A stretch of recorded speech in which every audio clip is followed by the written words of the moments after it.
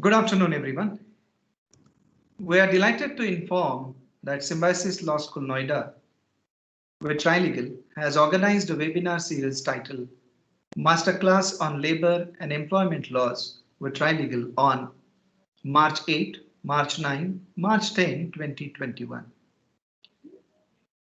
The Masterclass on Labor and Employment Laws will be delivered by Mr. Atul Gupta, partner, Trilegal.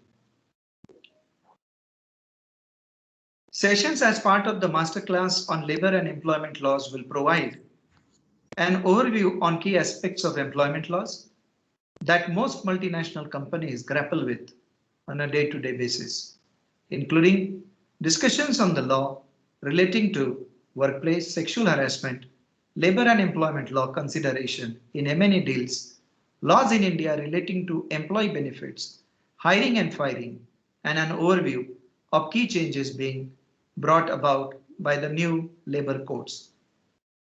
It is indeed an honor for me to introduce the resource person of the masterclass. Mr. Atul Gupta is partner Trilegal and is part of the Employment and Corporate Practice Group. He possesses extensive experience and specialist knowledge of India's complex labor and employment laws and regularly assists clients in managing all legal aspects of their human capital. Over his career, Mr. Atul has also represented numerous companies on business acquisitions and investments and has extensively advised on compliances under corporate and foreign exchange laws, as well as wide range of regulatory and technology law related issues. Mr. Atul's practice reflects his mixed corporate and employment law experience, giving him the ability to provide comprehensive advice on complex domestic and cross-border transactions. He regularly advises clients on asset and business sales acquisitions and is well placed to help clients navigate the corporate and employment law issues that form a pertinent part of these transactions. Mr. Atul draws upon a broad base of experience and practical knowledge in his practice, and his clients have included major organizations across various sectors such as food and confectionery, automobile, logistics, health and imaging, renewable power, retail, e-commerce, technology services, outsourcing, consulting, IT products and services, and telecom. Mr. Atul regularly conducts training sessions for clients and also contributes to legal publications by organizations such as IBLJ, World Bank. He has also been recognized and quoted as Associate to Watch by Chambers Asia Pacific 2014 and 2015 guides. Mr. Atul is an alumnus of ILS Law College, University of Pune, and he is member of Bar Council of Karnataka, India. Thank you very much, Mr. Atul, for accepting our invitation and to conduct the masterclass on labor and employment laws. The session would be moderated by Mr. Kanishk Kamagun, who is Senior Advocate at Trilegal and is alumnus of Symbiosis Law School Noida. Well, it is indeed an opportunity for me to welcome two who represent two law schools and of which I am the part. I am alumni of ILS Law College 92-95. Mr. Atul comes from the same law school, and Mr. Kanishk is alumni of Symbiosis Law School, where I have grown and developed as a professional. Thank you very much, Mr. Atul and Mr. Kanishk, for taking out this valuable time to disseminate the information which the participants will convert into knowledge and utilize for their work-related activities. Before we go ahead, I'll just, before I hand it over to Mr. Kanishk as a moderator, I would just inform the August gathering that Mr. Atul would deliver his talk, and as he feels, either he takes the question during the talk or he will be ready for the questions at the end of the talk. Mr. Atul, would you like to take the questions during the session or at the end of the session? So thank you so much, Dr. Ravandale. I think, if people have pertinent questions, they can maybe use the messaging feature and type They those can raise up. their hand. Yeah, right. Normally wherever I've spoken with a large audience, I've done it in a face-to-face setting, right? And I love that interaction, that back and forth that such face-to-face interactions bring. To the extent possible, I would welcome it here, right? But of course, we have a time within which we need to finish this session. So, I mean, in the initial part, at least, I would, in fact, welcome and solicit some feedback from the audience, because I'm trying to, set the context and setting. Yeah, and wherever people have questions, please raise your hands, message them. I'll try and do it as I'm going forward, but if not, then we'll try and address it towards the end at least. Okay. So Mr. Kanish, as a moderator, what you can see, you can just watch the attendees and the hand is raised. And with permission of Mr. Atul, you may allow the participant to unmute, have the video on and ask the question. Is that okay? Right. So I just hand it over to Mr. Kanish, and Mr. Kanish, then you can invite Mr. Atul and begin with the masterclass. Over to you, Mr. Kanish. Thank you so much, sir, for the introduction. Hi, everyone.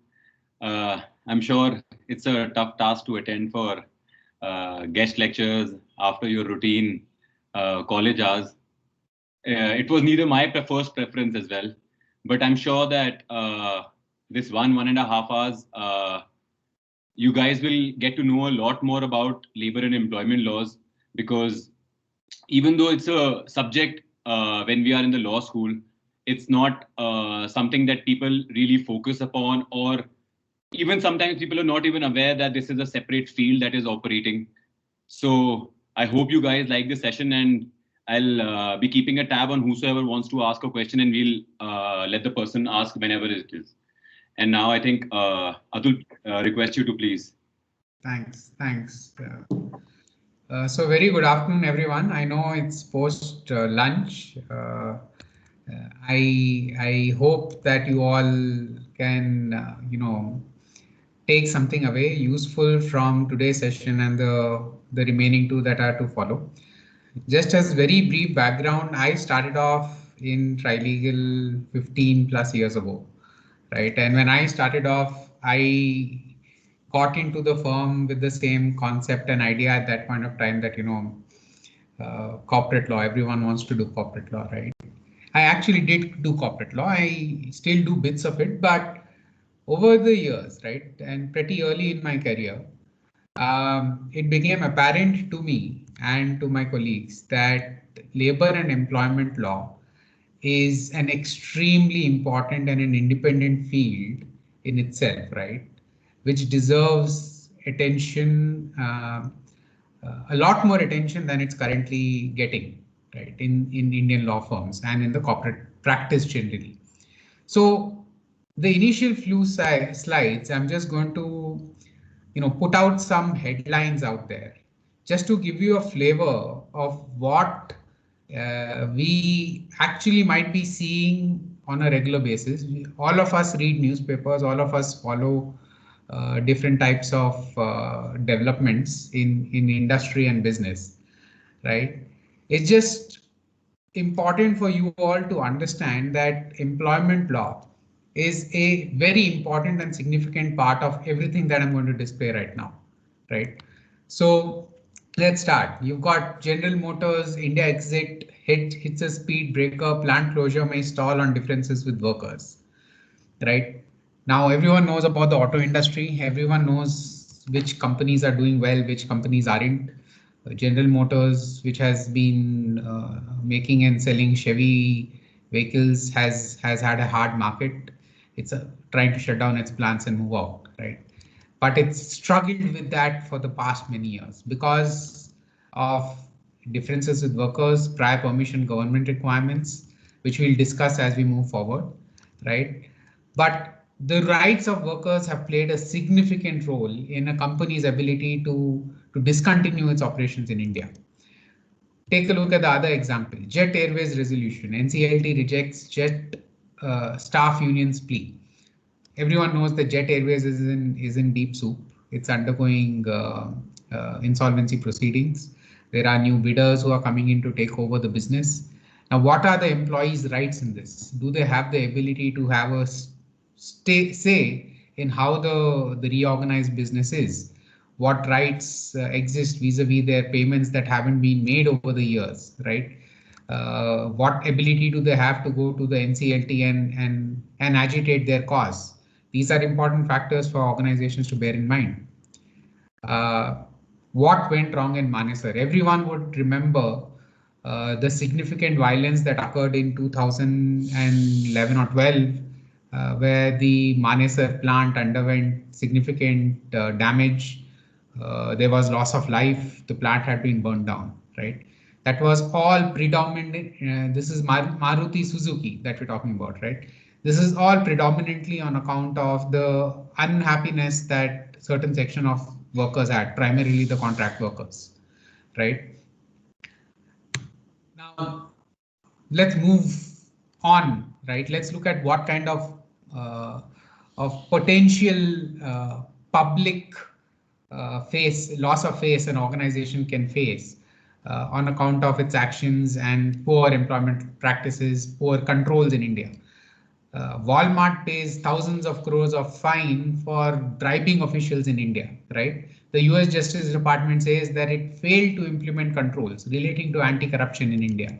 All this is very intimately connected with how employment law works and what types of rules of discipline, what types of trainings, what type of policies and practices and code of conduct an organization establishes and inculcates in its employees, right? Beam Suntory, a large liquor brand, has paid $19.6 million penalty for bribery cases, all associated with its actions in the Indian subsidiary, right?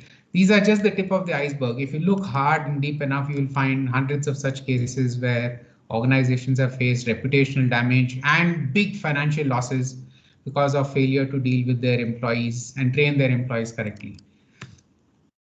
Sexual harassment, everyone is aware of that. R.K. Pachauri, who was the head of TERI, was asked to step down. TERI as an organization took a big beating because of the allegations of sexual harassment that were arising against him. Amnesty India, staff complain of harassment and discrimination. Harvard Business Review, research on how sexual harassment affects a company's public image. Enough has been said and written about how organizations and their policies or lack of policies and lack of implementation of these policies can have long-lasting impact on their reputation, their ability to hire and retain good talent, and their overall profitability, right? So all of these ultimately stem from Indian employment laws. Sexual harassment law that we're going to spend some time on in later sessions is such a significant part of compliance for Indian organizations. And missteps in compliance with this law can create huge reputational loss. Let's look at benefits and compensation for a minute. Everyone knows about Chanda Kochhar and what happened at ICICI Bank. The head of the bank for many years had a very contentious exit, resulting in significant loss of reputation to herself, plus the bank. ICICI Bank has tried to recover the bonuses that were paid to Chanda Kochhar. This is a big matter of litigation. Big questions of employment law are involved as to what rights does she have to hold on to the money that was already paid to her while she was employed. Could the bank retrospectively pull that money back from her? This is the types of issues that we are very regularly advising corporates on in India when we are helping them structure their pay and benefits, especially for senior management. ESOPs don't guarantee a bonanza. A lot of you would be familiar with employee stock options, how these are such a big tool for employee benefits and retention. And increasingly... I'm so sorry to interrupt you, but your PPT is again and again going blank. So is that so? Yeah, so your PPT slide shows up for 10 seconds and then it just goes blank and then it again shows up and again goes blank. Okay, let me try keeping it on the presentation alone. Right, let me know if there is any interruption again. But so can you see it right now? Yeah, now it's stable. Yeah. Perfect. So employee stock options, for those of you who might be interested in corporate law, M&A deals, and transactions, employee stock options are a big retention tool. They can prove to be significant areas of negotiation when you're trying to buy a organization. How do you deal with the employee stock options? Do you cancel them? Do you pay them out? At what rate do you pay them? Increasingly, we are seeing that people are dragging investors and their employers to court, demanding better returns on their ESOPs, right?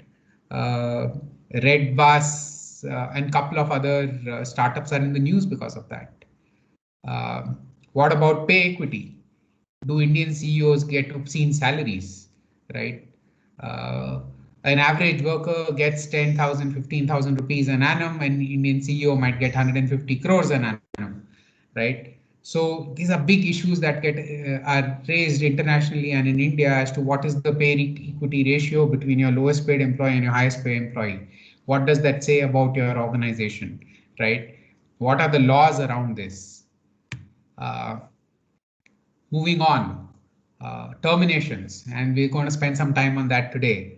What is the rule of law around termination of employment? Capgemini lays off bench employees, gets a notice from the Pune Labour Commission. Are there unions in the IT sector now? Court stays termination of Tata Consultancy Services staff. The Madras High Court asked Tata Consultancy to provide explanations on whether or not its employees are workmen under the Industrial Disputes Act. These are all now becoming routine issues for Indian companies to deal and grapple with, whereby their decisions for terminating single individuals or group of individuals, mass scale layoffs, all of these are under close public scrutiny and require careful planning and assessment of what employment rights exist, right? What does the Industrial Disputes Act have to say? What does the Shops and Commercial Act have to say? What rights could employees have as a group? What kind of dispute resolution mechanisms have to be adhered to? What kind of public scrutiny an organization can face, right? These are big issues that all organizations are currently dealing with. And all of this came to a head last year, especially because of the significant job losses that occurred due to the COVID pandemic. What is the future of the workplace, right? What are the new types of employment models out there? Work from home has become a common mantra. I am working from home today, right? What are the rules under Indian employment laws or globally that govern work from home? What kind of benefits do employees enjoy? What kind of obligations does an organization have for remote working employees? What about traditional employment models in itself? There is the typical employer-employee model, the master servant that Indian courts, the phrase that Indian courts use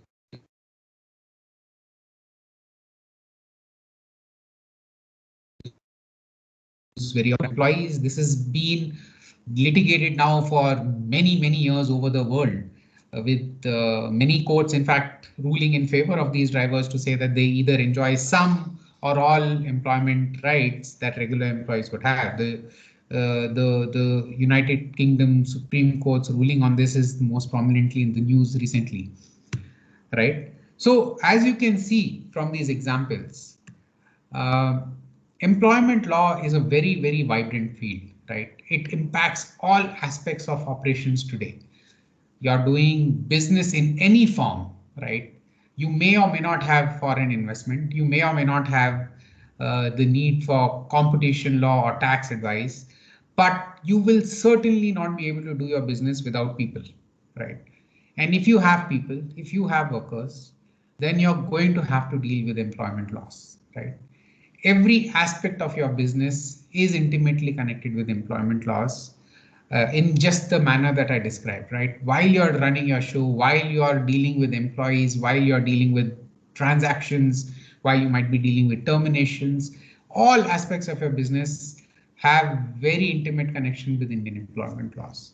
So today's session, we're going to spend time on the fundamentals, right? We're not going to go into too many details. We're going to get an overview of employment law and clarify the fundamentals. I remember my education in law school, as Kanish was mentioning, just touched the very tip of the iceberg when it came to employment laws. We learned, the basics of the Industrial Disputes Act, the Trade Unions Act, the Factories Act. When I had to prepare for my papers, I pretty much just learned what are the health and safety obligations under the Factories Act, because I was told that's going to be a guaranteed question. Right now, that's not employment law, right? That's not all that you need to learn about employment law. It's a very vast and a significant field. My hope is that today we're going to be able to give you just a glimpse of what that means and generate sufficient interest for you to acknowledge that this in itself is such a important and significant field, and a very, very upcoming field in Indian corporate law firms, for you to pay more attention and focus to it while you're still in law school, right? So employment laws are significant because of one key reason. They fall under the concurrent list of the Constitution of India, right? So both the center and state governments have the ability to introduce employment laws. And we see that through multiplicity of legislations, both at the central level and at the state level, right? And all of these laws then again have state rules, central rules, state amendments, etc. Keeping the statute aside, there is also the contract that an organization might want to execute with its employees. So both, when they come together, you're going to have the body of employment law that you're going to deal with when you're addressing your workers on a day-to-day basis. Because of the fact that it's on the concurrent list, there are currently hundreds of employment laws, right? There are at least 50 plus central laws. There are 150 plus state laws, and these have resulted in significant confusion and compliance burden for organizations, right? We're going to deal with some of those illustrative problem statements as we move forward.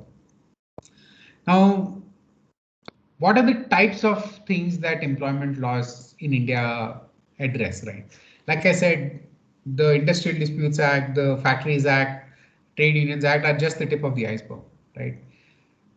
A whole host of things, everything to do with an employee working for an organization, are governed by Indian laws. Working hours, the Factories Act, Shops Act, Minimum Wages Act covers it. Holidays and vacation entitlements, again the Factories Act, Shops Act, Festival and Holidays Act in each state. Health, safety and compensation requirements, Employees Compensation Act, Factories Act, Shops Act, Minimum Wages Act, Payment of Wages Act, a variety of legislations that deal with this subject.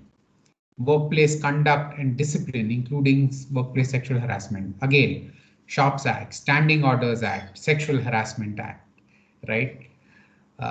Unionization, the Trade Unions Act, Industrial Disputes Act, MRTO and Pulp Act, which is specific to certain states. Minimum wages and payment of wages. Again, the Minimum Wages Act, the Payment of Wages Act, state-specific rules under those. Social security contributions. This is a vast subject in itself. In international law firms, you'll find there are departments that are devoted entirely to pensions and benefits, right? So the Employees Provident Fund Act, the Employee State Insurance Act, the Payment of Gratuity Act, Bonus Act, so many other legislations that deal with these benefits. Right of workers in an M&A transaction. What happens if a business is being sold? What happens if it's being acquired? What rights do the workers have? Do they have any say in what terms and conditions of service the acquirer is willing to offer? All of this is addressed through judicial precedents and the Industrial Disputes Act. And increasingly, globally, there are legislations that deal with this subject in the UK, in Europe, and many other countries, which also have knock-on effects in India, because a lot of these deals are multi-jurisdictional deals, with Indian businesses being part of a global operation. termination of employment, closures of establishments, strikes, unfair labor practices, all of these aspects are dealt with by the Industrial Disputes Act. So you've got a variety of issues that organizations are grappling with, all of which find their place in different laws, right? Now, because of the fact that there are so many laws, the government has for many years been working on new labor codes. 4 new labor codes are finally in place. They were enacted and passed by the parliament over 2019 and 2020. They are in fact anticipated to be notified in April, less than a month from now, barring any delays that occur because of lack of rules, etc. We do anticipate that these codes will become law at least this year. Now, Indian employment laws have traditionally been employee friendly. We are, as a constitution states, a sovereign socialist republic, right? So we always have that welfare state mentality, which has seeped into our courts thinking and the sort of thinking that judges have when employment disputes go to them. That's also part of the problem that industries regularly face. Multiplicity of laws between the center and the state is what I've just talked about right now. A live example of this would be, for example, an MNC like a Google or an Accenture or hundreds of others, Tata's, Reliance. They all have offices across multiple states in India, right?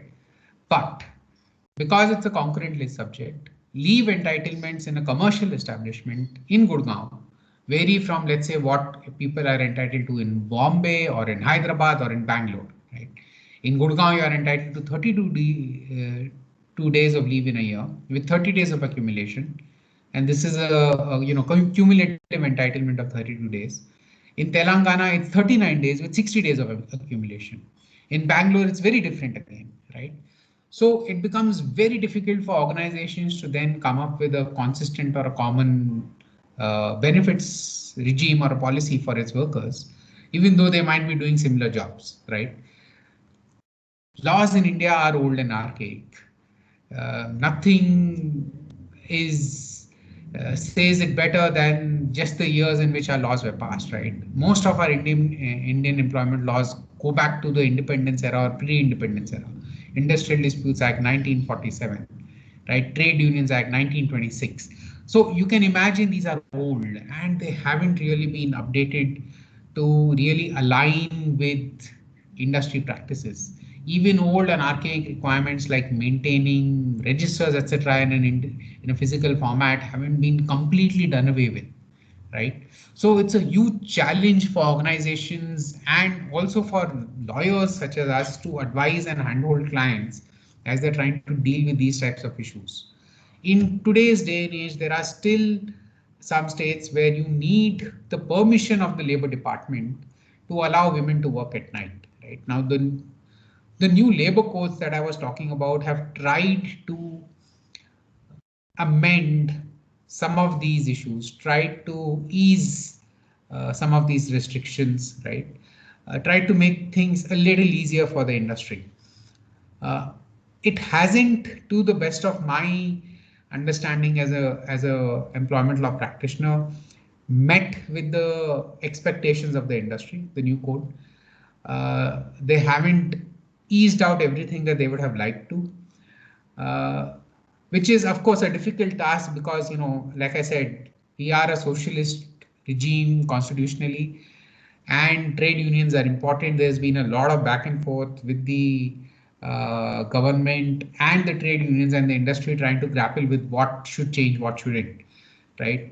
But there are still a step forward and hopefully organizations will derive some better benefits through the new wage codes as compared to what's in place currently. We're going to spend some time in later sessions talking about some of the nuances of the wage codes as well. Not today, right? But for all of you here, let's look at what are the key concepts under Indian labor laws, right? So I talked about how there are working hours, leave entitlement, minimum wages, health safety, all of these aspects. Now, what exactly does the law say? Right now, if I were to spend time dealing with each of these laws in detail. I could, hold sessions throughout the year for you all.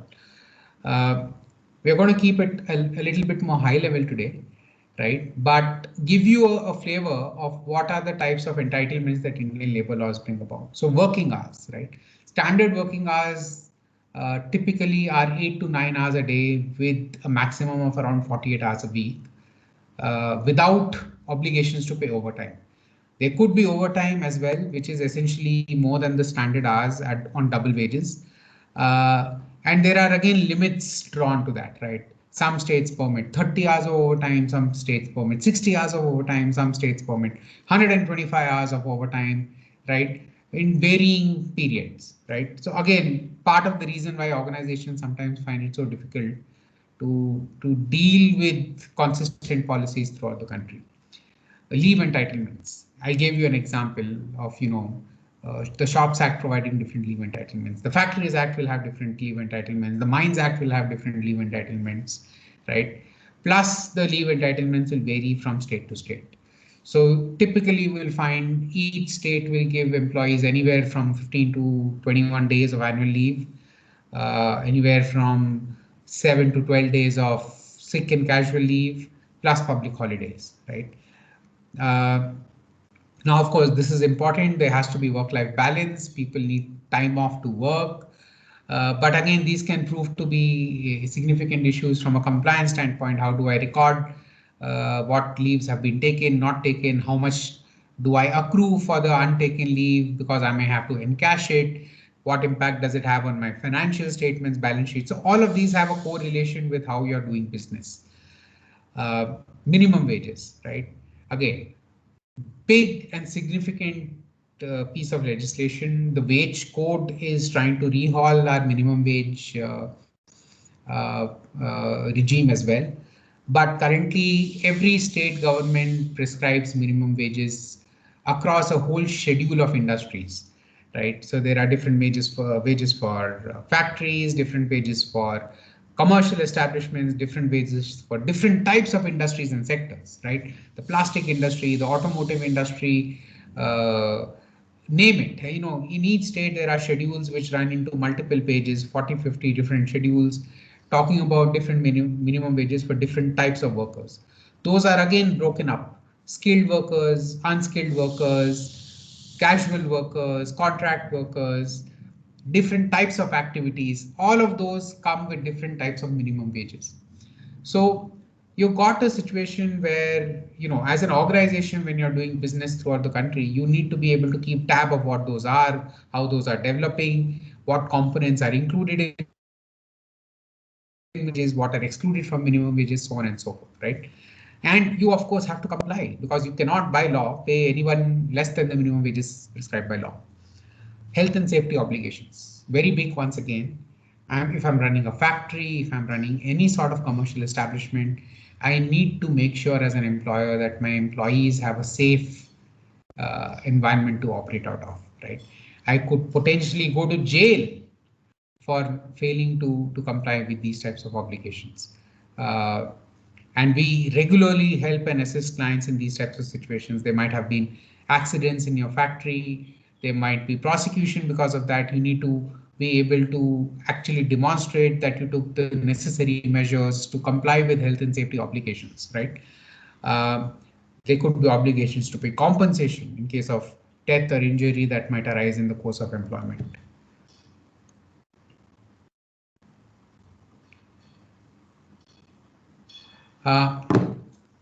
As part of that health and safety and the obligation to provide a safe and conducive work environment, there's a sexual harassment law that has come about from 2013, right? It was a law long in the making, but ultimately enacted after the Nirbhaya incident in New Delhi. Again, a very important part of compliance for organizations. You have to set up internal committees, you have to do trainings, you have to ensure you're making filings and reporting the fact that you're actually complying with this law. Other key concepts, right? Everyone talks about, you're fired. Everyone would have seen TV series, especially these Western television series where people are just fired, right? The manager gets angry about someone and about something and he says you're fired and you're out. Is that something that actually happens in India? Can you do that? A big question that we get asked from practically all our MNC clients as well as Indian organizations on a very routine basis. Now in India, being a welfare state, the concept of at-will termination doesn't exist, right? You need to terminate employees for some form of for some reasonable cause. You need to make sure that you're giving them a reasonable cause in writing, you're serving the required notice period, you're giving them the necessary compensation, right? In fact, and this is one of the biggest problems that I have with Indian employment laws is in certain industries, right? Factories, mines and plantations specifically. If you have 100 or 300 or more workers, depending on where you are doing business, you actually need the prior permission of the government to terminate a single worker, right? This can be extremely restrictive and regressive for the industry, and in fact has promulgated a lot of other practices that are now being derided and accused of being unfair, such as a large number of contract workers, a large number of casual workers, so on and so forth, right? Is these types of restrictions that have contributed heavily to the accusations that India is not an easy place to do business in. Similarly, for closure, if I am a factory, I happen to be, struggling in the Indian market. The example I gave you, General Motors, right? If I'm a factory with 100 or more workers, or 300 in some states, and I want to shut down my operations, I cannot do so until I have the prior permission of the government, which permission can take years to obtain, if at all, right? So there are limitations that organizations have to grapple with when you're dealing with firing and closures, especially. There are, of course, exceptions to the rule. There are certain groups of employees who might not enjoy any benefit of the law, especially senior management, right? But your average workers will have the ability to drag you to court and accuse you of not following these rules and potentially claim a reinstatement into employment, compensation, or both, right? So you have to also compensate employees statutorily by law. Under the Industrial Disputes Act, you have to pay retrenchment compensation of 15 days salary for every completed year of service to workman category employees, right? Trade unions. Now, trade unions play a big part in helping organizations and the workers that they represent come to common terms on what terms and conditions of employment will apply, right? Trade unions can be a big reason why organizations can often struggle with even things like terminations and closures. Trade unions can be a big part in negotiating compensation and benefits, right? And trade unions have traditionally been very, very active in the manufacturing sector. Some places in India have a reputation for being hard to operate in, and therefore they attract fewer investments than other states simply because of the very strong and aggressive trade union movements that they may have, right? So again, important aspect of anybody trying to do business in India, while strong in the traditional industrial sector, manufacturing sector, equally becoming strong in the information technology, IT and services sector in the recent few years, right? Social security, as I said, this is a independent branch of employment law in itself. It could very well be a completely independent branch in itself, with certain key legislation such as the Employees Provident Fund Act, which makes it mandatory for every organization with 20 or more workers or employees to contribute Provident Fund. A minimum of 1,800 rupees has to be paid for domestic employees. It could be higher based on mutual agreement. The Employee State Insurance Act, a very beneficial legislation, covers employees earning up to 21,000 rupees a month, provides free of cost medical treatment and many other benefits to all the covered employees, right? So it's a significant state and employer sponsored benefit that's available to a certain class of employees. The Gratuity Act. The Gratuity Act is a long service reward act which entitles employees to be paid 15 days salary for every year of service if they work in an establishment for 5 years or more, right? Again, a big entitlement can translate into large payouts for employees, and a significant matter of negotiation when you're dealing with M&A transactions as to how does the gratuity liability move from one company to the other. You know, I've bought your business, I've purchased your assets, I'm acquiring your employees. How do I move gratuity from one company to the other? Do I pay it out? Do I accrue for it? Do I set up a trust? Are there tax benefits associated with it? These are very nuanced subjects that you would have to deal with when you're advising organizations on things like gratuity. Maternity leave, right? A significant benefit which India is probably one of the top 5 countries in the country in the world today in terms of the entitlements that women have here, right? So in 2017, in fact, this law was amended. Now women in India working for certain establishments with 10 or more employees and provided they've worked for 80 days or more in the past 12 months are entitled to 26 weeks of maternity benefit for their first 2 children, 12 weeks thereafter. There is access to adoption and surrogacy leave, plus other leaves associated with illnesses associated with pregnancy, medical termination of pregnancy, and such other situations, right? We don't have a mandatory paternity leave, however, which some progressive countries, especially in the European Union, have. Statutory bonus. Again, this is an old legislation which is often criticized. It guarantees employees, irrespective of their own performance, but it guarantees employees based on the organization's performance to a mandatory bonus every year, ranging from 8.33% to 20% based on the company's profits, right? It covers everyone earning up to 21,000 rupees of wages. This came into huge controversy a few years back because the law was amended, the wage threshold was revised, the manner of calculating these benefits was revised, and the government tried to make this change retrospective in nature, which would have had a huge balance sheet impact on organizations, right? So again, a big and significant piece of legislation. Employees in India are also entitled to statutorily equal pay for equal work. The Equal Remuneration Act guarantees that, although we don't normally see too much litigation in this space. Now, I've spent the last half an hour or giving you a flavor essentially of what are the different types of concepts Indian employment law deals with, and the different types of laws that exist around it, right? Now, I wouldn't blame you if you haven't, imbibed all of it. This is a lot to take in, especially if you haven't followed employment laws regularly, right?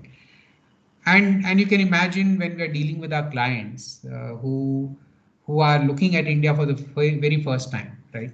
They have no idea about Indian employment laws. They ask us the same question. I am confused. There's so many laws here. How do I know what do I have to comply with, right? I want to, I'm an IT company. I want to open an office in Bangalore and Delhi and Gurgaon and Hyderabad, right? I'm going to hire people in these 4 states. Now, how do I go about it, right?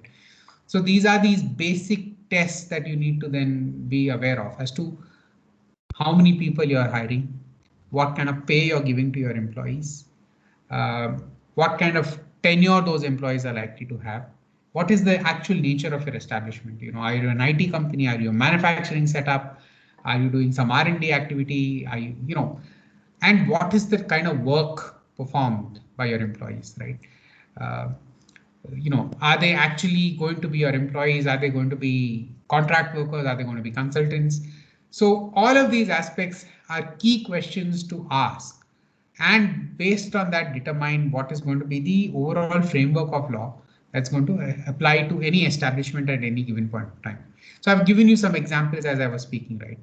The social security laws, for example, most of them would only cover employees of a certain wage threshold, earning up to a certain wage threshold, and not above that. Of course, voluntarily you can extend it to a wider population, but by definition, they may not necessarily cover everyone. The number of employees. If you're a small setup, right, just 4 or 5 people, 10, less than 10 people, a lot of these laws might not even apply to you. The Factories Act currently is meant to apply to factories doing some form of manufacturing activity with 10/20 employees, depending on whether you're using power or not. These limits are going to be revised under the new wage codes. It's going to become 20 and 40. The duration of service, right? So you might not get certain benefits if you work for less than a certain tenure. You won't get retrenchment compensation for termination if you work for less than a year. You won't get gratuity if you work for less than 5 years, right? So the tenure of employment becomes important. The nature of establishment, as I said, the Factories Act will only cover manufacturing setups. The Shops and Commercial Establishments Act will only cover commercial establishments, right? The Mines Act will only cover mines. So you need to also look at what law is going to apply depending on the nature of your establishment itself. Now, what is the nature of the engagement with your worker is the biggest next question, which brings us to the key forms of employment in India, right? Everyone has heard the terms gig workers, contract labor, part-time employee, fixed-term employee, right? All of these. Now, all of you have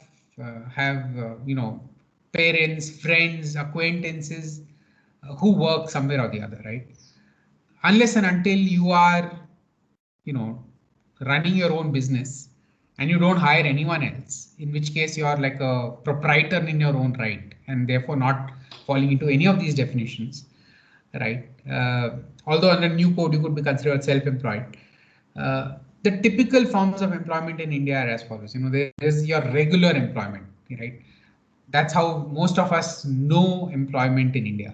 You go work for an organization, you get an offer, you join them, you're earning a salary, and you are a regular employee of that organization. You get all rights and benefits that are associated with typical regular employment. Now, in this also, there could be categories. Again, you could be protected by legislation if you're a worker. You could be completely outside the ambit of legislation if, let's say, you're a senior management employee, right? So there could be subtext and levels to all of this. But let's say you're not a regular employee, you're a fixed term employee, meaning which I hire you.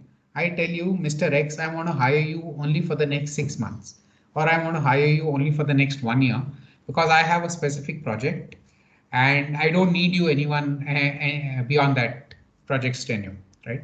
So this is another form of employment where you would typically get all the other employment rights that typically employees would get, leave entitlements, insurance benefits, provident fund, etc. But you might not get everything that's available to regular employees. For example, because it's a fixed term employment, you will have no termination protection, right? If it's a fixed term employment and you work for less than a particular tenure, you might not even get benefits like gratuity, right? Or you might not accrue leave. So there are lots of benefits that are linked to tenure, which you might not have access to. Contract labor, right? Now, contract labor is typically the situation where I don't hire the person. He works for me in my establishment. So I have a factory, I have people working there, but he's not my employee, right? He's not on my payroll. I don't pay his salaries. I instead hire a vendor or a contractor or a thekedar, as people call it, to actually hire those employees and deploy them to work for me, right? So now these people have very often been unsatisfied with the types of benefits they get. The Maruti Suzuki example and the violence at the Manesar plant that I talked about was fundamentally a problem of contract workers being unhappy with their rights and benefits. You may have read about what happened in Apple's contractors factory, Winston factory in Karnataka recently. Once again, what I understand is workers, and specifically contract workers, were completely unhappy with the fact that they weren't getting paid, right? So typically they will have all their rights against their own employer, who is actually hiring them, the takeover of the contractor. But if in certain circumstances those rights aren't fully fulfilled, they could proceed against even the actual principal employer, Maruti or Apple or whoever is the actual entity engaging them, right? So contract labor is wide and prevalent in India. We're going to spend some time dealing with contract labor uh, in later sessions, right? A lot of compliances that go along with contract workers, a lot of rights and liabilities and disputes that one needs to plan for carefully. Now other types of labor, casual workers or unorganized workers. All of you would have seen construction labor, agriculture workers, your typical craftsmen, the carpenter coming to do some work, the plumber coming to do some work. Now, where do these fall? They're not typically working in an organized industry, right? And because of the fact that Indian laws are very much designed to benefit and work for the organized industry, a lot of these typically fall outside the ambit of labor laws altogether, right? The new labor codes are trying to bring them within the ambit for limited purposes. But under the current regime, a lot of them simply fall outside the ambit of contract labor. And courts have had to sort of step in and say that no, it doesn't matter if he is a casual worker, he's still going to be entitled to Provident Fund, right? But it all is very subjective and it depends on the nature of the establishment, the nature of the activity being performed, the duration for which it's being performed. But it's safe to say that a lot of casual and unorganized workers typically do not enjoy too many employment rights, or it's very, very limited rights and benefits. Now, independent contractors, right? Who are these people? These are people who are not employed by any organization. They don't earn a salary. They are rather providing a service, right? You must have heard of the concept of contract of service versus contract for service, right? So that's the fundamental distinction between an employee relationship and a service provider relationship. So these people have no employment rights, right? It's a commercial transaction on a principal to principal basis and increasingly becoming quite popular in a lot of industries, especially where you're looking for niche capabilities. You're looking for specific outcomes from specialists, right? Who are not only going to tie themselves down to working for one organization, but will work for multiple organizations at the same time, right? Platform workers. Now, this is a new term coined under the new labor codes, but it's essentially covering the kinds of workers that you see who are, logging onto a platform to connect to a customer, right? Your typical Ola driver or an Uber driver who's using that platform to find his next task or job to go and perform, right? And they're relying on that platform for income and business. Now, this is the sort of broad framework in which you find different types of employment in India. Platform workers don't currently enjoy employment rights. As I was mentioning, this is a very, very heavily debated and disputed subject throughout the world. India, unfortunately or fortunately, hasn't seen any reported disputes on this. There was one case filed in Delhi High Court a couple of years back where drivers belonging to these platforms were claiming the same status as workers under the Industrial Disputes Act, but that matter was withdrawn ultimately, right? I've written articles on why I think that's the case. Feel free to Google them. But this is another big area, and there's a huge number of people in India who are working as platform workers. And the Social Security Code is now trying to create a framework whereby they can get some rights, if not all, that would be available to typical employees, right? We're going to spend some time today on understanding who is a worker, right? Because as I explained, who is an employee becomes a very important aspect of determining whether or not they are getting access to employment rights, right? If you're not an employee, and in that subtext, if you're not a workman, you might not get any benefits of the law, right? So Indian employment laws are also only governing or protecting a certain class of employees who are workers, and typically not protecting senior employees who are in the management category, right? Typically, or supervisory category. So the Industrial Disputes Act defines workers to mean anybody who is doing any kind of manual work, unskilled work, skilled work, technical work, operational work, clerical work, so on and so forth, right? It's a very wide and inclusive definition, but it does not cover people who are employed in a managerial or an administrative capacity or in a supervisory capacity earning more than 10,000 rupees a month, right?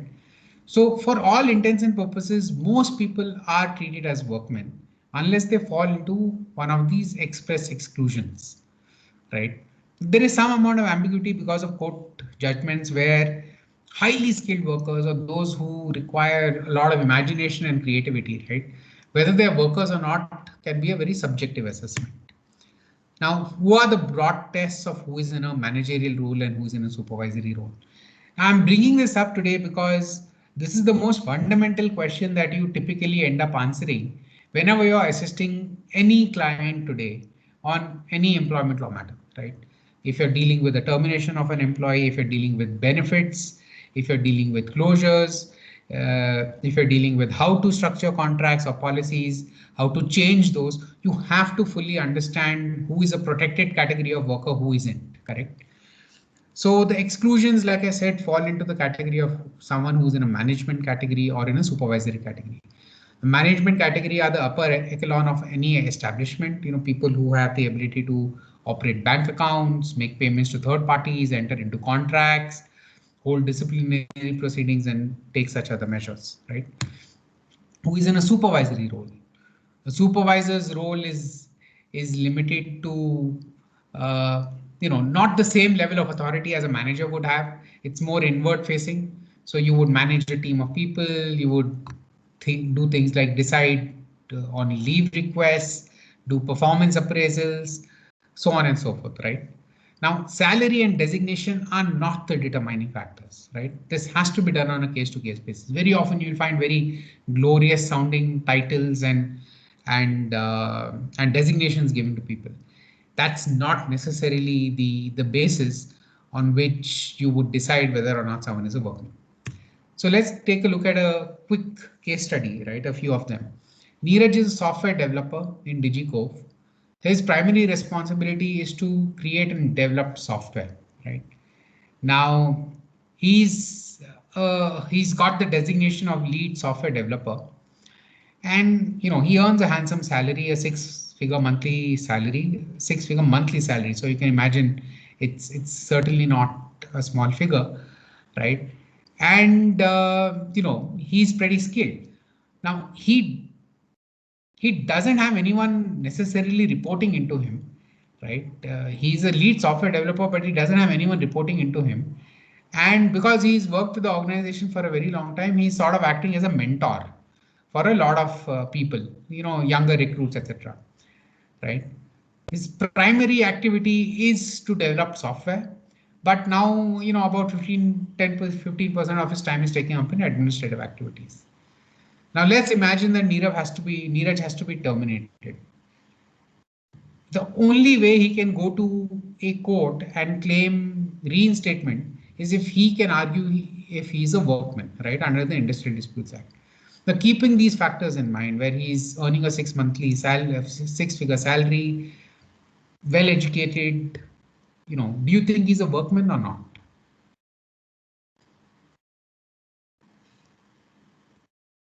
And I don't know at this stage how I can solicit your inputs or answers. Kanish, I'm not able to see any participants. Yeah, there is. So there's one person who raised hand. Let me just unmute. Yeah, Sharanya Singh. Sharanya, you can unmute yourself.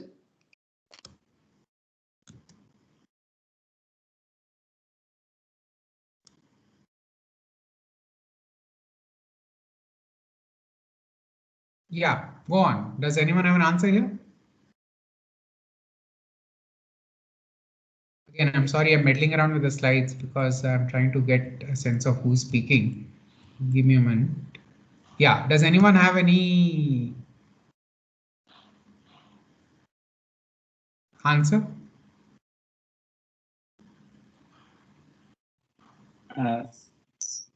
Sharanya, your voice is not coming for some reason. You're not on mute, but for some reason we can't hear you.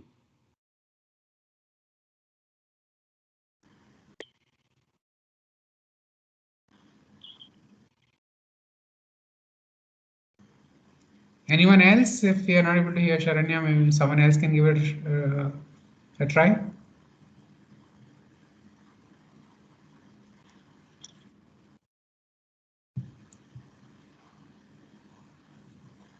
Okay, doesn't matter. Let's move on, right? So the principle is, like I said, the role and responsibility of an employee has to be viewed, right, while classifying him. An individual would be considered to be one of the exceptions, either in a supervisory role or in a managerial role, only if that's his dominant activity, right? And not something merely incidental to the type of work. So in this case, given that his primary responsibilities are of software development, he's an individual contributor, right? And he's not really supervising anyone. He's likely to be treated as a workman. However, if he had greater authority over the group of people that he was mentoring, right? If he was not just a mentor, but he was a supervisor, then it could have been easier to argue that he's a supervisory category employee and therefore not a workman, right? As I mentioned earlier, there are situations where, if someone is doing a highly imaginative and creative job, people holding PhDs, etc., scientists typically, those types of situations, courts have said that they might not be workers or workmen. There are few reported judgments on that. Let's take a look at another example. Swapnil and Rohini are married. They both work in the same company. Swapnil is the deputy general manager and Rohini is the general manager. Now, Swapnil is not authorized to make any key decisions, whether financial, administrative, or otherwise, without taking Rohini's approval. However, he does have general control over certain other aspects of the business, and several employees also report to him, right? Now, Swapnil's monthly salary is 1.75 lakhs per annum. Rohini draws a salary of 2.5 lakhs per annum, per month, right? Both of them earn 1.75 and 2.5 lakhs respectively per month. Rohini, on the other hand, also has the ability to write checks to a particular limit and is effectively the branch head, right? Now, are both of them in a managerial capacity? Hi, Sridhar, you can go ahead. You can unmute and. Yeah, good afternoon, sir. I think that here both of them are employed in a managerial capacity, as Rohini is clearly employed in a managerial capacity as she has the power to write checks up to a particular limit. Right. And I think that Swapnil is also can be considered a manager because he has general control over other aspects and employees are reporting to him. So I think that both of them can be classified as managers in this case. Right. So the key thanks so much for that answer. You are partly right. We have right? two more people who want to answer. Oh, okay. There's Anjali. Anjali, you can go ahead. Good afternoon, sir. So I think the second person, I beg to differ that I don't think the second person will be in the managerial capacity because I think that. Could you give me name? Who is the second person? Sir, Swapnil. Sir, Oh. I don't think Swapnil will be in the managerial capacity. Reason being that basic authority is always given in a working environment. Like if I am working at a place, so definitely I will have someone who I need to subordinate or I will have someone to look after. So I don't think that will particularly be called as a managerial capacity. Rather, it will be a teamwork sort of a thing. So I think that way. Thank you so much, Anjali. Amira also wants to give an answer. Amira, you can go ahead now. So, as per my understanding, both of them are managerial position because, as you described in the question, their work includes supervising other people. So in the first question, you said, that if supervision is a part of the job description, then that person can be known as, a managerial position. So my answer is very similar to what Sridhar had said. Okay. Thanks so much for making those attempts. I think all of you are getting the concept, which is great. So the reason I brought this case study is that they're both not workmen for sure, right? But even those who are not workmen fall into two exceptions. One is somebody in a supervisory position and one is somebody in a managerial position. They are not the same, right? The idea of this case study is to help you differentiate between who is in a supervisory capacity versus who is in a managerial capacity. And for someone to be in a managerial capacity, you need to have more outward facing authorities like this, right? You know, operate a bank account, enter into agreements, hold disciplinary proceedings, so on and so forth. In this case, Swapnil doesn't seem to have any of those authorities, right? He certainly has a lot of people reporting into him, but he doesn't have any other outward facing authorities. He couldn't write a check like Rohini can. He can't bind the organization. So his authorities are a lot inward facing. So in my view, Swapnil is more likely to be treated as someone in a position of supervision versus to in a position of managerial versus in a position of management, right? Now this distinction actually becomes important because a lot of state shops act do not grant uniform exemption to people in falling outside the workman category, right? So some states say that only people in a management category are exempt. Some states say that people in a supervisory and managerial capacity are exempt from the provision of those laws. So therefore, this distinction becomes quite important when you're trying to figure out who falls into which bucket or category, right? And again, don't be fooled by the designations. Both of them have manager in their designations, right? Both have deputy general manager and general manager. But in these facts, it's only likely that Rohini will be treated to be someone in a managerial capacity. And while Swapnil is not a workman himself, he'll only potentially fall in the supervisory capacity, right? So this is a fundamental issue that organizations always grapple with to try and figure out who is a workman, who's not. Now, I talked about earlier about, you know, how there are so many laws in India and, you know, some of them are old and, you know, complicated, multiple state laws, central laws. So let's look at some of the illustrative problems that we as lawyers on a day-to-day basis are helping our clients with, right? So we talked about how termination in India needs to be for a reasonable clause, right? Now, a lot of judicial precedents have said that a naked hire and fire clause, right, which is termination with notice or with payment in lieu of notice without any other reasons is impermissible, right? So the ability for you to just tell someone you're fired and you're out, right, is likely to be very limited for a very small number of people who might be in your most senior management.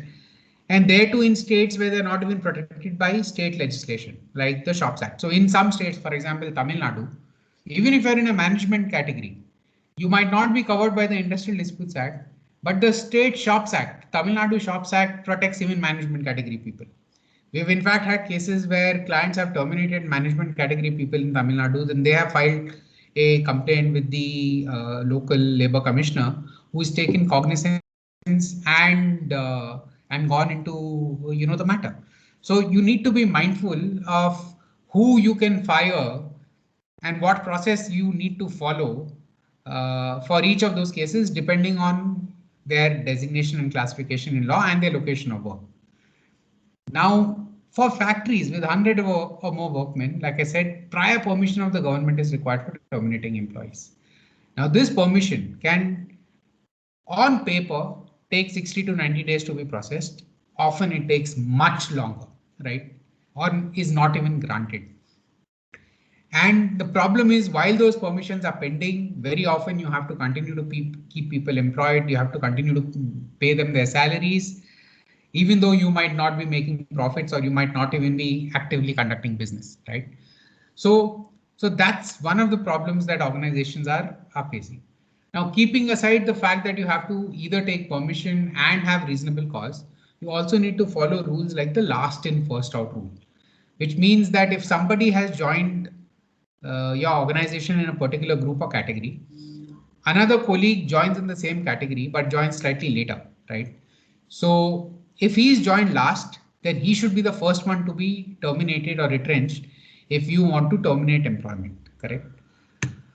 So what amounts to reasonable cause is again a very, very case specific analysis. It could be unsatisfactory performance, it could be redundancies, it could be slowdown in business, loss of faith, etc. Right? Now, if there is misconduct, meaning which there is a violation of company policy, then an employee cannot terminate somebody's employment, especially if they are protected by law, like a worker, right? Without conducting a disciplinary inquiry in accordance with the principles of natural justice. Now, as students and lawyers, you would have heard of the phrase natural justice. In many occasions, it's very commonly used in courts and judicial proceedings, right? So a disciplinary inquiry in accordance with the natural justice requires multiple steps. You need to issue a charge sheet to the employee with the evidence of the misconduct. You have to give them a ability to perform, to provide their response, cross-examine witnesses, appoint an independent inquiry officer, and then come to some form of a decision on whether or not the person is guilty, right, before you can terminate their employment. Now, failure to adhere to any of these potential norms, like taking permission, giving reasonable cause, paying compensation, or dismissing someone without an inquiry, if he's a worker, can all result in legal disputes. It can result in claims of reinstatement into employment along with back wages, right? So the Indian regime on terminating people is very restrictive. You know, we do an assessment globally to figure out where India falls in the ease of doing business and termination and firing rules. And typically India is ranked up there with countries like France and Germany, where it's equally, if not more difficult to terminate employees in certain industries and sectors, right?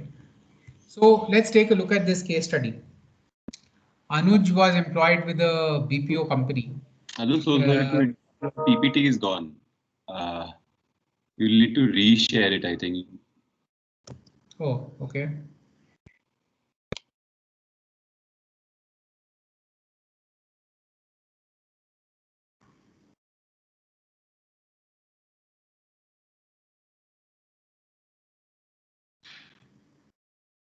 Yeah, is it visible now? Yeah, it is. So Anuj is a worker in a BPO company since 2005. Right now, this company says that anyone who takes unauthorized leave for 10 days in a row will lose his lien on employment and his employment will come to an end. Now, Anuj is faced with some, sudden emergency related to his parents, and he goes back to his rural hometown. Right after calling his manager, he tells his manager, "I need 10 days off." Now he does not return even after 10 days. Manager tries calling him, and on his mobile, he's unreachable. Now it's a BPO, there's a lot of attrition, and basically the company assumes that he's gone and joined a competitor and abandoned his job, right? Now, after 10 more days have passed, the company issues a letter to Anuj's local Bangalore address, because that's what is on his record, saying that, he's overstayed his leave, it's unauthorized absence, and now his employment is going to come to an end as per his contract. They sent him a message about the termination, right? Sort of like a text message. Now, another 7 days pass, and then Anuj returns to work and he's surprised to know that his employment is terminated. He tries explaining to his manager that, his village doesn't have proper telephone or internet connectivity. His parents' medical condition was quite bad, and, he was kind of distraught. He didn't have the ability to focus on anything other than dealing with his parents' emergency, right? He therefore couldn't update his employer, and as soon as things settle, he's now returned to Bangalore. Now this company has, however, gone ahead and chosen to recruit someone else in his position, and it says, sorry, we are not going to take you back. Now, if Anuj were to formally challenge his termination, what would be the likely outcome? So, keeping in mind the concepts that I've touched upon, his position in the company, the nature of activity he was doing, and the nature of the exit here, right? Can some of you sort of venture a view on what would be the outcome if you were to go to a labor court?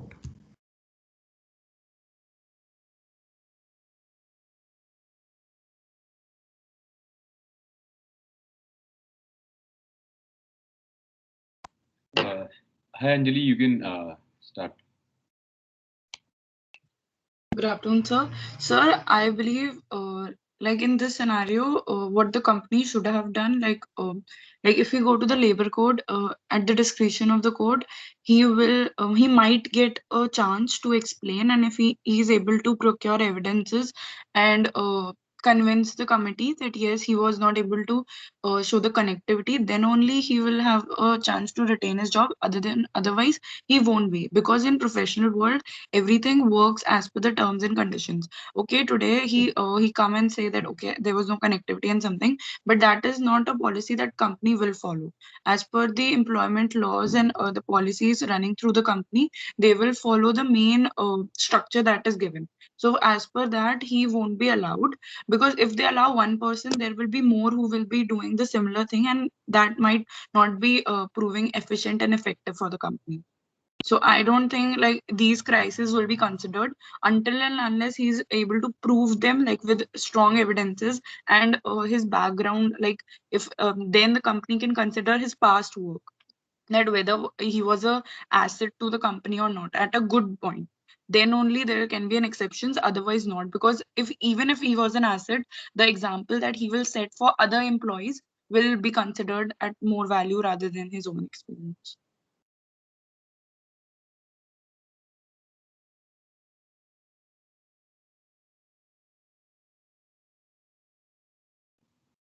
Sorry, sir, we are not able to hear you. Atul, you're not audible.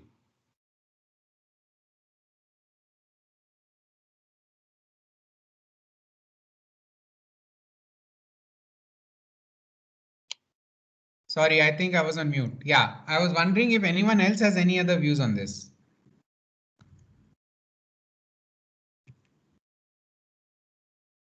Thanks for sharing that perspective. Does anyone else have a different view?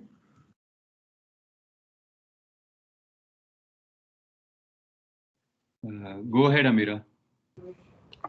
I think the company will not be able to fire Anuj because they are supposed to provide at least 3 months prior notice or some other valid reason. And as Anuj had explicitly said, yeah, there's not much evidence. There was no proof that he was able to understand or he was able to, have the knowledge that such actions are being taken against him. And all of this happened while he was not there in the company or in the office. So. Okay.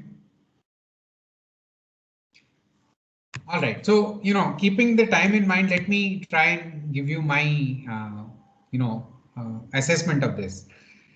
Now, what courts in India have said that is that job abandonment, right, which is the ground on which the company here tried to terminate him, is also a misconduct, which must therefore be inquired into in accordance with the rules of natural justice.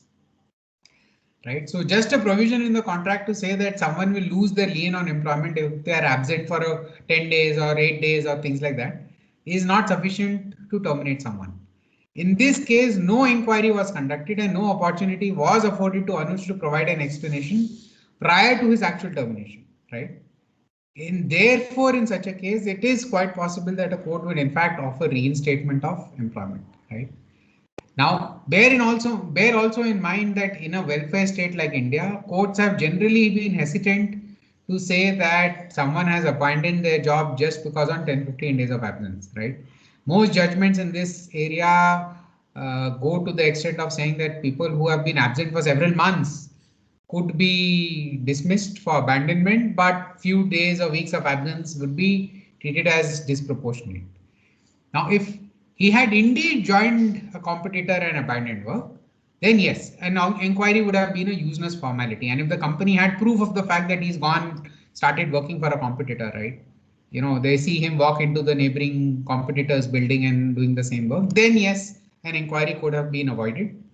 But otherwise, for a workman category employee, he's an individual contributor, he's a workman, he's a low paid employee, to dismiss before conducting a disciplinary inquiry is likely to invite trouble and potentially adverse orders from a labor court, right?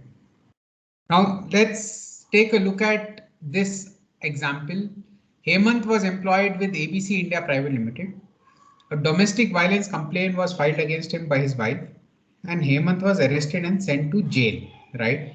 Now, ABC India Private Limited terminates Hemant's employment on account of being sent to jail based on the police complaint filed against him. Now, we hear and read about this quite often, believe it or not, where organizations say, oh, you know, I have a reputation to uphold. I have an employee whose name has been splattered all over the newspapers because he's been accused of a pretty heinous crime, right? You know, he's a wife beater. He's been caught in a dowry harassment case, or you know, he's been accused of killing somebody and things like that. Nothing to do with their actual employment, but the organization says, I don't want to keep this employee on. I'm going to terminate him. Now, if in this set of facts, the employee who is terminated challenges the same, what would be the likely outcome?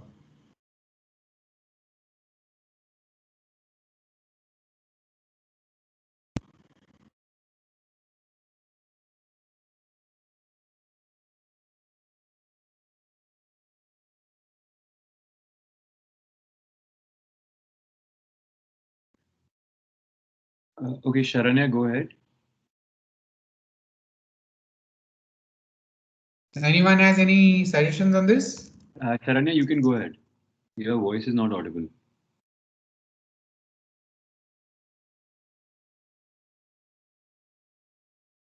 We can't hear you. Anjali, you can go ahead. I think Sharanya is facing some issues. Sir, I think in this case, his termination won't be allowed. Like, the court will be on Hemant's side, because as per the law and the labor and employment laws as well, they are for the welfare of the person. And if one person has certain character that cannot rule his entire life, the punishment for the said deeds are already given by the court, and none other is liable to disappoint or like put harm and liberty to his life. So if XYZ has done one crime, that doesn't mean his whole life will be around that. People need to move on and reform. So I think the Indian judiciary will be on his side. Okay. Abhishek? Any other? Yeah. Hello, sir. Good afternoon, sir. Good afternoon. Sir, I believe, sir, this case would not stand because of the very fact that this complaint has been filed only and has not been proved yet. So I don't think, sir, the company's the claim would stand still. You are saying that he's not been proven guilty. Yes, sir. And on the mere fact that the complaint has been filed is not sufficient to bar him out of his employment. This is what I guess. So what does an organization do in such a situation, right? So they should give him a show cause notice, or a chance to present his own contention that whether he has done this or not. So I believe these would be the reasons that should be given to the person. Okay. No, that's fair. So in India, right, courts have said that employment cannot be terminated only on the basis that somebody may have been arrested, right?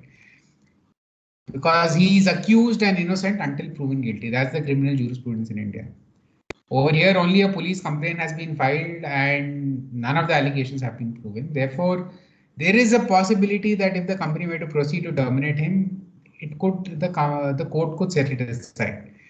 Now, there could also be situations in these types of cases where somebody is put into jail, right, as an under trial. Nothing has been proven against them. Criminal trials can take years to conclude, right? Now, are we saying then that the person has to remain employed while he's in jail? Correct. That would also be a stretch. So in those types of situations, there could be an argument to say that, the employment relationship has to be terminated because the person is simply incapable of providing services anymore. That's a fundamental requirement between an employer-employee relationship, that I pay you your wages in return for services that you render, right? But in those cases, you will not be able to terminate on the fact that he is accused of a crime. It will simply be on the basis that he is incapable of providing services, right? Now we see these types of situations happen often. Big CEOs of big companies make mistakes, right? In today's digital age, people will go and say something on Twitter, and it might be a crime, it might not be a crime, but it can cause a huge amount of reputational damage to organizations. Imagine if you're a CEO of a big company which is going to be listed, and you are suddenly accused of having been caught for drunken driving or for drug abuse or something like that, caught in a party doing some drugs, stuff like that, which is nothing to do with the work, but certainly the kind of stuff which will come out in the media and cause huge amount of embarrassment to your employer and organization. Now, those types of situations are very difficult to handle and tackle. And therefore, it's also important to structure your contracts very, very carefully to avoid claims in case you have to take the harsh measure of terminating someone in these types of situations, right? So these are all the types of challenges that Indian employment law can throw up, right? Which organizations have to grapple with.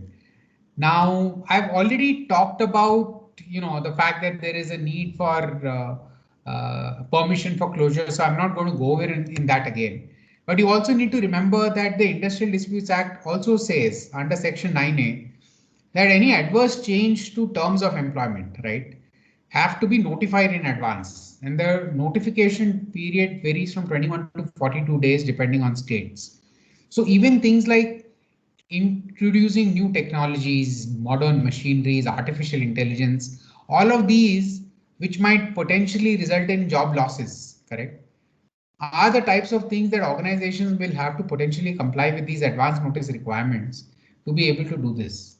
As you can imagine, this creates a huge amount of inflexibility, because if I have unions, if I give these advance notices and people were to challenge these measures in a court of law, and potentially I could be blocked from even implementing those changes, right? So that's how Indian law can be treated as very, very restrictive. What I will do, keeping in mind the time today, we are already at 2:30, and we're going to do a few more sessions. I'm going to cover off what was left, few more slides in tomorrow's and day after sessions, right? At the moment, I'd like to open it up to all of you. If you have any questions, right, I'm happy to extend this by a few minutes if you are all comfortable to participate for slightly longer. But if you have any questions, I'm happy to answer those right now, and then we can continue with these sessions tomorrow and day after.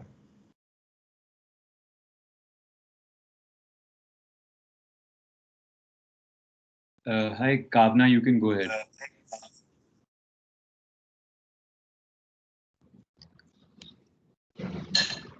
Good afternoon, sir. Sir, I had a question. Hi. If these labor laws and employment laws apply to startups also. Yeah, so that's a very good question. Startups or not, right? Employment laws would typically apply to all establishments. However, some states have chosen to give their variety of exemptions to certain categories of industries, right? The IT sector or startups, etc. So there could be certain aspects of the law which are easier to comply with, or you don't have to comply with. But employment laws as a subject would certainly apply to startups as well. The Commercial Establishments Act, the Industrial Disputes Act, a lot of these laws that I talked about are most likely going to apply to startups as well. Unless you're a very tiny setup, 2-3 people, something like that, in which case you might fall within the applicability thresholds that I explained to you earlier, right? So, but otherwise, yes, they would apply. Thank you, sir. Amira, you can go next. So my question is pertaining to workers, as we were discussing earlier in the session. So you had said you were talking about how, UK, sorry, I'll just frame my question a bit differently. So in UK, they have accepted Uber drivers as workers, under the UK Employment Right Act. So sir, do you think that even India should work towards this, or should, imply this add UK drivers into the definition of workers, and if this should also extend to other tech companies like Urban Clap, which have other people working for them. So what is your opinion on this? Yeah, so I'm sorry, the audio was breaking in between, but I basically sense that you're asking about the UK ruling, which has, and the UK jurisprudence, which has different levels of employees. So there is employees who enjoy all rights. There are workers who enjoy only limited rights, right? And the gig workers have been classified as falling in the second category, the worker category, right? Now, now UK legislation is of course different, and each country takes its own approach, has taken its own approach to the gig worker question and debate. India's approach has been to just create, under the new labor codes, a completely new class of workers called platform workers and gig workers. So what it's trying to do is it's creating a special category of workers rather than leaving it to debate and dispute as to how they will be classified. And those special category, those platform or gig workers will have limited rights, not all the rights that you would get as a regular employee, but you would get limited rights, which are currently only anticipated to cover off social security. So they are saying that there will be special social security schemes rolled out for these types of workers. Right, so they might not be entitled to guaranteed minimum wages, they might not be entitled to guaranteed paid leave, but they will have fall back to social security norms. So, in case they are not able to work for that platform for very long and earn an income, they'll have some social security and savings to fall back on, right? So each country is taking its own approach to it. And have in fact previously argued in certain articles that in India, why we haven't seen any disputes in courts from the likes of Uber and Ola claiming workman status is because the moment they do that, right, they will also then potentially lose out commercially, right? In India, minimum wages are woefully small. They typically vary from 8,000-9,000 rupees to 15,000, 16,000, 17,000 rupees depending on state and type of work. Now, if you were to take people like drivers, right, they typically earn anywhere from 10 to 15,000 rupees as employees if you were to follow the minimum wage law. Now, on these platforms, they were actually making much more than the minimum wages, right? They were making in the very beginning, 80 to 90,000, a lakh. They started getting aggrieved because that earning reduced to maybe 40, 50,000, but it was still more than the minimum wage that they would have got. Now, the moment you start arguing that you're a workman, the industry could also then say, okay, if you're my workman, I'm only going to pay you minimum wages, right? So that's a loss-making proposition for them. So in India, therefore, it's a very unique country in that sense. Because of the low minimum wages, there is in fact, to my mind, be no real active attempt to even get that employment status. But yes, access to social security, insurance, all of those things are truly beneficial for these people. And because they might face an accident, they might not have the ability to pay big hospital bills. So those types of benefits are more important for them. And that's what I think the government is trying to acknowledge and achieve through the new labor code. Okay, Kritika, you can go next. Okay, so my question is in addition to what you were talking about, the platform workers and gig workers. Now I've gone through the Social Security Code to 2020 also. If you look into the provisions with regard to Social Security Code also, it talks about providing social security, but it has used the terminology, platform workers, it has used gig workers also synonymously, in a sense to mean that if we use use them generous principle also, in a sense to again include gig workers and platform workers under not the traditional meaning of the social employed workers. Now recently when Amira was also talking about the ruling passed by UK, so it is Uber versus Aslam in February 2021, wherein the UK courts have categorically laid out that these are employees. That goes on for other platform workers also. Let's say Zomato, let's say Swiggy, let's say Paytm. Now, even USA has a code, they have the ABC test, which works on in California. State of California has only accepted it. Now, so Atul, my question is that let's say that, UK and US has this condition wherein they have actually identified gig workers as workers and not just independent contractors, while the Indian code has left out that provision because they've used gig workers and platform workers in the category of unorganized workers, whereby declining them a future perspective also of categorizing them as employees. Yeah, so like I said, I mean, it's a very country specific approach, right? The UK ruling was in the framework of their current laws, which has this three-tiered approach to people who have no employment rights, workers who have some employment rights, and employees who have all rights, right? And they have sort of fallen into the worker category. Now, that's very unique to how the UK law is written and interpreted. When if you pick up the petition that was filed by the unions in before the Delhi High Court a couple of years back on this very issue, they quoted a lot of these foreign rulings in support of an argument that they should be treated as workmen under the Industrial Disputes Act, right? And like I said, that ruling never progressed. There was no judgment on it. It was in fact withdrawn by the union, right? Now, it's open to debate as to whether or not the right approach is to give them some form of worker status or workman status. I think the labor codes have basically tried to acknowledge what these people have also represented at some level, which is for us, what matters the most is benefits like insurance and social security, right? And that's what matters the most to us. So how do we get access to that, right?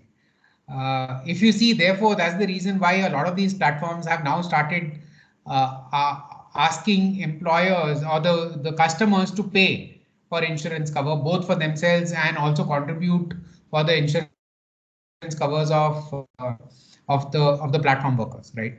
Uber has rolled this out many years ago, even before this ruling came about in 2021. So each jurisdiction is taking a very different and a nuanced approach to it. I don't think it's fair to say that that's necessarily what's going to work in India or that they necessarily deserve workman status. Whether the gig workers are happy with the new classification under the code remains to be seen, right? And whether they are going to continue to demand and see greater benefits which aren't available to the defined platform and gig worker categories. That's something that only time will tell. But I think it's a baby step in the right direction nonetheless, which is what I understand from my industry sources is being the demand of the gig workers in India as well. Now, I don't think everyone falls into the same category. These are overlapping definitions, right? So a Zomato delivery person might not exactly be in the same category as an Uber driver. Each of these are very nuanced in the way in which these definitions work and the nature of the work itself, right? So I won't club everyone into the same bucket, but they are clearly taking a step towards giving greater recognition to certain rights. that to people who fall outside the traditional employment models. Right. Just a follow-up question with regard to, the platform workers and gig workers. One more thing, when I was going through the Social Security Code, it again struck me as to how will the enforcement or how will the awareness, be brought about. So whose responsibility will it be as to make them understand that you are entitled to Social Security? Right, a number of them, let's say in an urban setup, they may also know about it, but let's say in in a rural setup, they're not aware of social security schemes, what all they're entitled to. Whose responsibility will it be? Will it be the responsibility of those companies, let's say a startup, let's say Uber or Ola, to inform them that you are entitled to some kind of social security? Or is it because it also talks about creating such boards, the Social Security Code talks about creating boards wherein they can register themselves? So then Correct. Whose responsibility will it be? I think it's going to be both, right? So firstly, the government will have to come together to create the necessary framework, correct? After which it would fall on the platform operators or the organizations hiring such workers to actually include everyone into that, because if they fail to do so, they're then non-compliant, correct? So I think it will have to work at both levels. Ignorance or failure of an ignorant worker to seek inclusion in that will never be an excuse to say that, oh, he never asked to be given that benefit, so I did not do it. Okay, thank you so much, Atul. Sure. Any other questions? I'm more than happy to take questions. I have time, but I don't know if there is a further session or any other events that you have to attend. So we have one person who's asking. So Shubhangi, you can go ahead.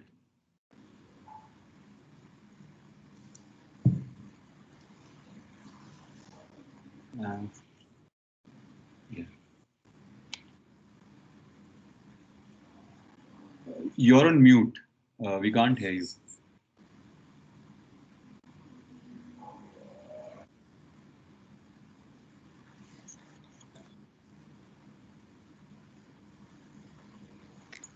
Am I audible, sir? Yeah, now you are. Good afternoon, sir.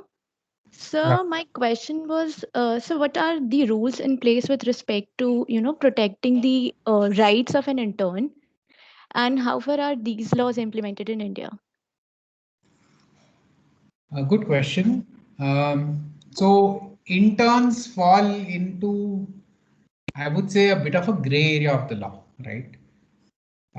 Indian law, there's a special law known as the Apprentice Act, which makes it mandatory for industries above a certain size, right, to create apprenticeship opportunities and to engage people in their organizations as apprentices under a formal apprenticeship contract, pay them a stipend, etc. Right? To the extent that you are working as an apprentice under the framework of this law, you have certain protections, like you have the ability to get a stipend, you have some access to time off, etc. Right? But outside of that, we typically understand interns, which is, and as law students, we do internships all the time, correct? We go work for organizations, companies, law firms, senior lawyers. We go and intern. Very often we don't get paid, right? Or any kind of stipend. Now, those types of jobs, and this is very prevalent in international jurisdictions, unpaid internships, those are a bit of a gray area. There is a risk, and I have seen instances where labor departments like the Provident Fund Authority will come and insist and say that these people should be treated as your workers. You cannot refuse to pay them money, or you cannot refuse to pay them social security like Provident Fund, etc. Right? So therefore, when you're hiring people as interns, it becomes important to have clear documentation around it. Either you try and hire them through the apprenticeship model, or if you are not doing it through that model, very often, engineering students doing an internship as part of their course, right? Or fresh graduates looking for a job opportunity, willing to do an internship, maybe on an unpaid basis, or with a small stipend. You need to have clear internship contracts, making it clear that I am not going to promise you a job at the end of the tenure. You are an intern, you're not my employee. You don't have access to certain rights that I would only give to employees. And there is some judicial precedent to support that if you have clear terms and conditions to that effect, there is no commitment to hire somebody at the end of the internship or training period, then they are not your employees, right? There are finer nuances to the law. There are some laws which suggest that if they are treated as a special category of workers in your standing orders, then they fall outside the ambit. I don't want to get into that technicality, but yeah, I mean, it's a good question. It's again something that all organizations have to plan carefully around, especially if they're taking on interns in their organization.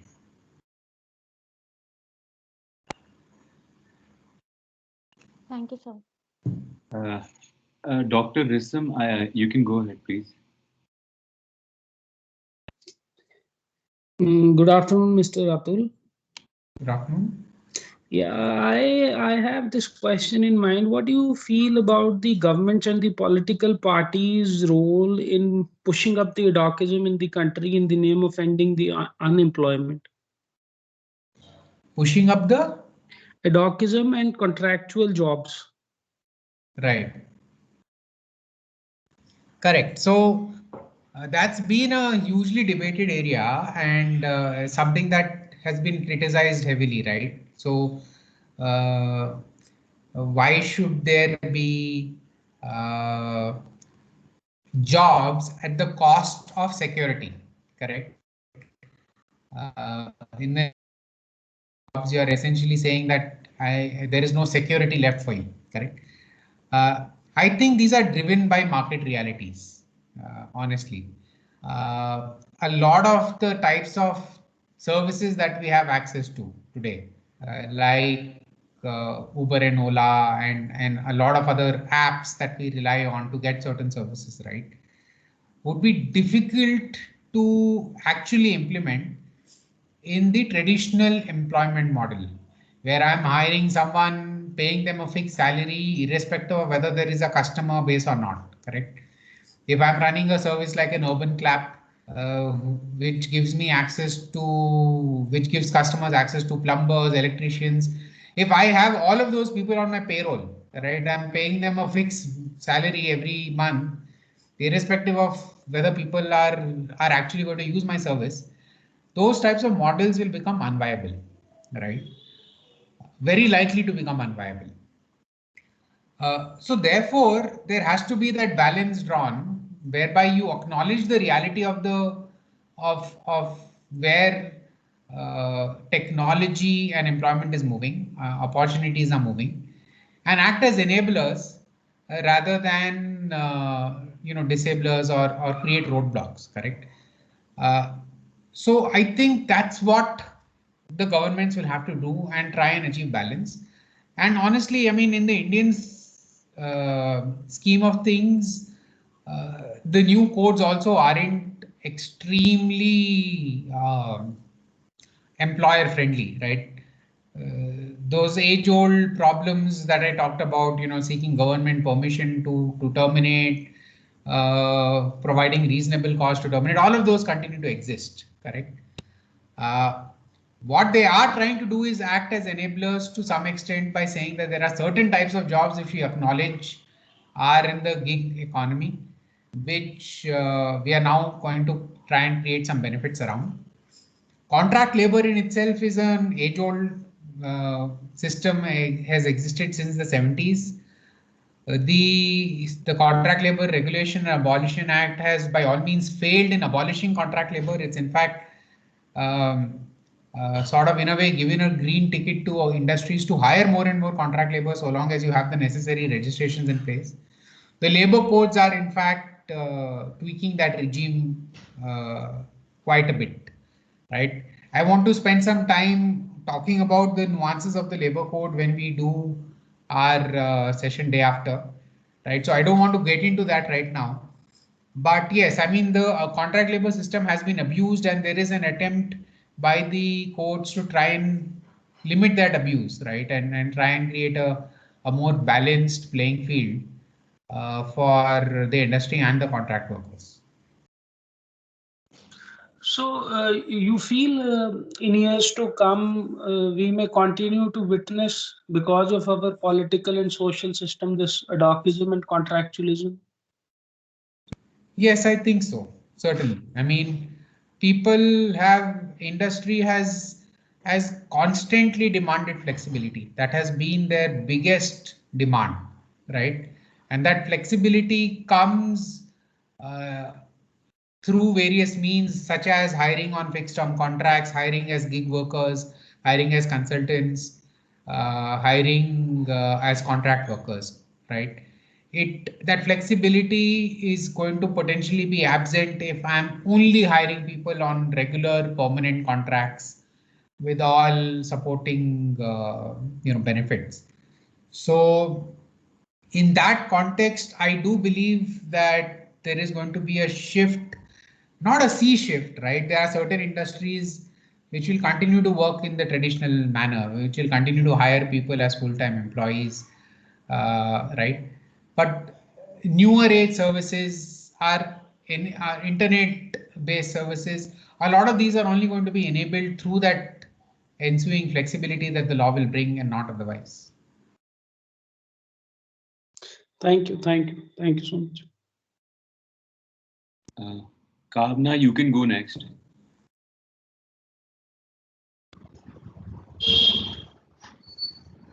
Hello, sir. Sir, when Shubhangi asked a question about interns, I had another question very similar to it.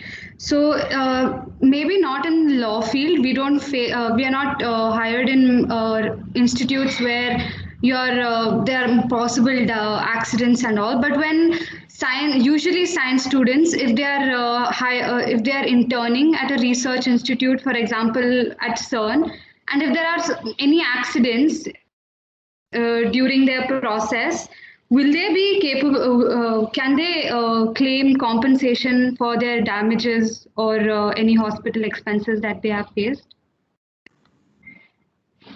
Potentially not as a matter of employment rights, if they are not explicitly answering to the definition of an employee, right?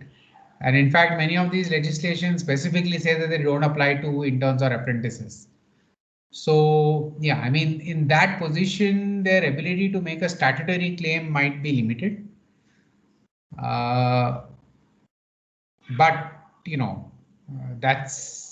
that's probably the simple logic that, as an employer, I can only be responsible for my employees. And when the whole logic is that I'm spending time and effort to train somebody and give them a benefit here. So I shouldn't be burdened with a lot of obligations and liabilities in exchange, because then that will be detrimental to my desire to offer up my facilities and infrastructure for people to learn, right? So yes, there is a risk that people who are not falling into the employment bracket might not be entitled to these types of benefits. But again, it's a very case-specific assessment. Please bear that in mind. Thank you, sir. Shubhangi, you can go next. So the another question which was coming, I was going through, was that, so as per my understanding, there are laws for protection, but they are merely seen as guidelines by the employers, and there's a huge issue of implementation of these laws. So what are the key, major key issues in implementation, and how far can this be overcome? So see, like I started by saying, there is no shortage of Indian employment laws. And you're absolutely right that implementation is often poor, right? So a good example would be the Contract Labor Act. In some states, the law has in fact been amended for many years, saying that it is illegal to hire people as contract workers in core functions, correct? Hyderabad, Telangana as an example. In Maharashtra, before giving registrations, the government demands an undertaking from the employer saying that he's not going to hire anyone in a core function as contract worker. But where is the implementation? Very limited, right? It's common to see in all these locations that there are people hired as contract workers through third-party agencies doing core activities, correct? So, you know, I don't have a fix to the implementation problem. That really is something that the government ought to be focusing on, how they can make implementation better. I think their approach has been, you know, so far nuanced to say we want our country to be business friendly, we want it to be investment friendly. So we want to remove the inspector Raj and the license Raj, right? But we also expect you to certify compliance on your own, correct? So we want you to tell us that on your own you're going to comply. And if somehow tomorrow we figure out that you were not, then we will come down heavily on you, right? So the new codes are also then changing the whole ambit from labor inspectors to facilitators, right? To try and make them seem more business friendly, to say, listen, I'm here to facilitate your operations rather than come there and just threaten and accuse you of violating the law and prosecute you. But you know, I think India doesn't have a dearth of legislation where I think the problem is over legislation and over complications in legislation. I have always advocated to simplicity in laws, which unfortunately our lawmakers are nowhere close to still. But coupled with simplicity, I think the ability, I think the steps that are being taken by the government towards this facilitation, etc., are steps in the right direction to make it easier and better for organizations to actually comply.